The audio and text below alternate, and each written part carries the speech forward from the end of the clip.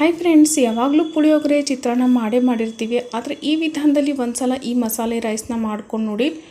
ಪುಳಿಯೋಗರೆಗಿಂತನೂ ಸೂಪರಾಗಿ ಟೇಸ್ಟಿಯಾಗಿ ಇರುತ್ತೆ. ಹಾಗೆ ಇದನ್ನು ಮಾಡೋದು ಕೂಡ ತುಂಬಾ ಸುಲಭ ಅಂತ ಹೇಳ್ತೀನಿ. ಬನ್ನಿ ಹಾಗಿದ್ರೆ ಈ ಮಸಾಲೆ ರೈಸ್ನ ಯಾವ ರೀತಿ ಮಾಡೋದು ಅಂತ ಹೇಳಿ ನೋಡೋಣ. ಮೊದಲಿಗೆ ಮಸಾಲೆ ರೈಸ್ನ ಮಾಡ್ಕೊಳ್ಳೋಕ್ಕೆ ಮಸಾಲೆನ ಹುರ್ಕೊಳ್ಬೇಕಾಗುತ್ತೆ. ಒಂದು 3 ಒಣಮೆಣಸನ್ನ ತೊಗೊಂಡಿದ್ದೀನಿ. ಹಾಗೆ 1 ಟೀ ಸ್ಪೂನ್ ಆಗೋಷ್ಟು ಉದ್ದಿನಬೇಳೆ, ಕಡಲೆಬೇಳೆ ಹಾಗೆ ಜೀರಿಗೆನ ತೊಗೊಂಡಿದ್ದೀನಿ. ಒಂದು 1/4 ಟೀ ಸ್ಪೂನ್ ಆಗೋಷ್ಟು ಮೆಂತ್ಯ ಕಾಳನ್ನ ತೊಗೊಂಡಿದ್ದೀನಿ. ಹಾಗೆ ಒಂದು 10 ಕಾಳು ಮೆಣಸನ್ನ ತೊಗೊಂಡಿದ್ದೀನಿ. ಇವಾಗ ಇದಕ್ಕೆ ಒಂದು 1/4 ಟೀ ಸ್ಪೂನ್ ಆಗೋಷ್ಟು ಸಾಸಿವೆ ಹಾಕ್ಕೊಳ್ತಾ ಇದ್ದೀನಿ. ಹಾಗೆ ಸ್ವಲ್ಪ ಕರಿಬೇವನ್ನ ಹಾಕ್ಕೊಳ್ತಾ ಇದ್ದೀನಿ. ಇವಾಗ ಇದಕ್ಕೆ 1 ಟೇಬಲ್ ಸ್ಪೂನ್ ಆಗೋಷ್ಟು ಎಣ್ಣೆನ ಹಾಕಿಬಿಟ್ಟು ಚೆನ್ನಾಗಿ ಇದನ್ನು ಹುರ್ಕೊಳ್ಬೇಕು. ಯಾವುದು ಮಸಾಲೆ ಸೀದು ಹೋಗಬಾರ್ದು. ಸೀದೋದ್ರೆ ಸ್ಮೆಲ್ಲೇ ಬರುತ್ತೆ, ಮಸಾಲೆ ರೈಸ್ ಟೇಸ್ಟೇ ಬರಲ್ಲ.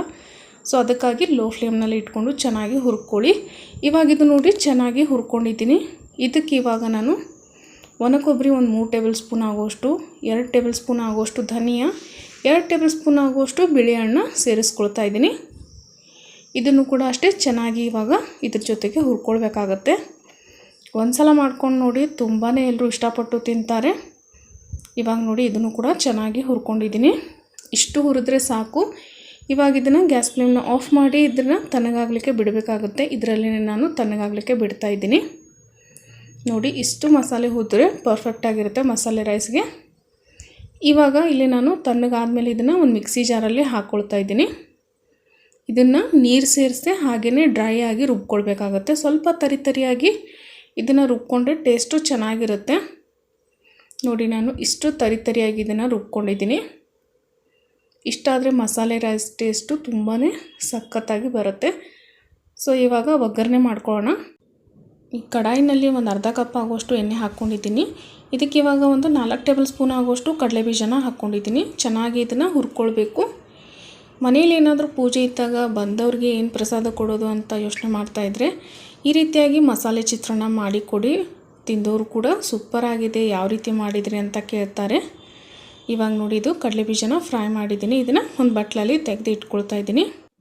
ಇವಾಗ ನೋಡಿ ಪೂರ್ತಿಯಾಗಿ ಇದನ್ನು ಒಂದು ಬಟ್ಲಲ್ಲಿ ಸೈಡಲ್ಲಿ ತೆಗೆದು ಇಟ್ಕೊಂಡ್ಬಿಡೋಣ.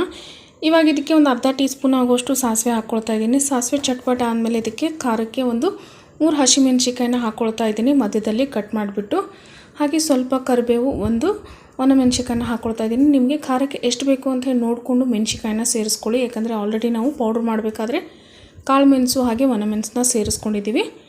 ಇವಾಗ ಇದನ್ನು ಕೂಡ ಅಷ್ಟೇ ಜಸ್ಟ್ ಒಂದು 2 ಸೆಕೆಂಡ್ ಫ್ರೈ ಮಾಡ್ಕೊಳ್ತಾ ಇದ್ದೀನಿ. ಇವಾಗ ಇದು ಫ್ರೈ ಆಗಿದೆ.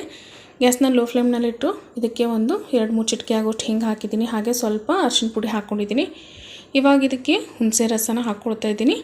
ಒಂದು ಚಿಕ್ಕ ಲಿಂಬೆಹಣ್ಣಿನ ಗಾತ್ರದಷ್ಟು ಹುಣಸೆಹಣ್ಣನ್ನು ನೆನೆ ಇಟ್ಕೊಂಡಿದ್ದೆ, ಅದನ್ನು ಹಿಸಿಕ್ಬಿಟ್ಟು ಹಾಕ್ಕೊಂಡಿದ್ದೀನಿ. ಹಾಗೆ ರುಚಿಗೆ ತಕ್ಕಷ್ಟು ಉಪ್ಪು ಹಾಕಿದ್ದೀನಿ.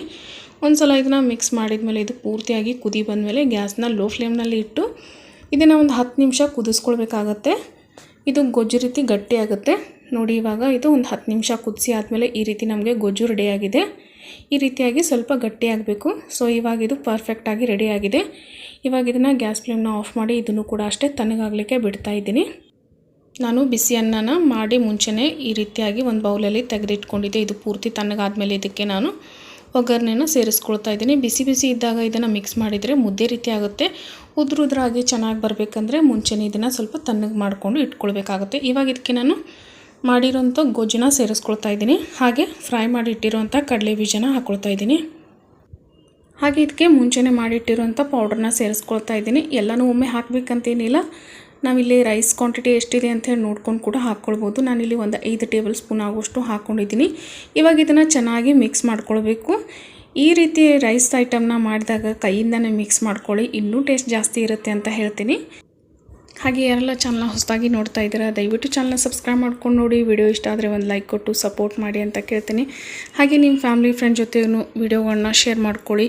ಈ ಮುಖಾಂತರ ಹೆಚ್ಚಿನ ಸಪೋರ್ಟ್ ಮಾಡಿ ನಮ್ಮ ಚಾನಲ್ಗೆ ಅಂತ ಕೇಳ್ಕೊತೀನಿ. ನೋಡಿ ಇವಾಗ ಚೆನ್ನಾಗಿ ಇದನ್ನು ಎಲ್ಲನೂ ಮಿಕ್ಸ್ ಮಾಡ್ಕೊಂಡಿದ್ದೀನಿ. ನೋಡ್ತಾ ಇದ್ದೀರಾ ಎಷ್ಟು ಚೆನ್ನಾಗಿ ಕಾಣ್ತಾ ಇದೆ. ಬರೀ ನೋಡೋಕ್ಕಷ್ಟೇ ಎಲ್ಲ ತಿನ್ನೋಕ್ಕೂ ಕೂಡ ಅಷ್ಟೇ ಸೂಪರಾಗಿರುತ್ತೆ.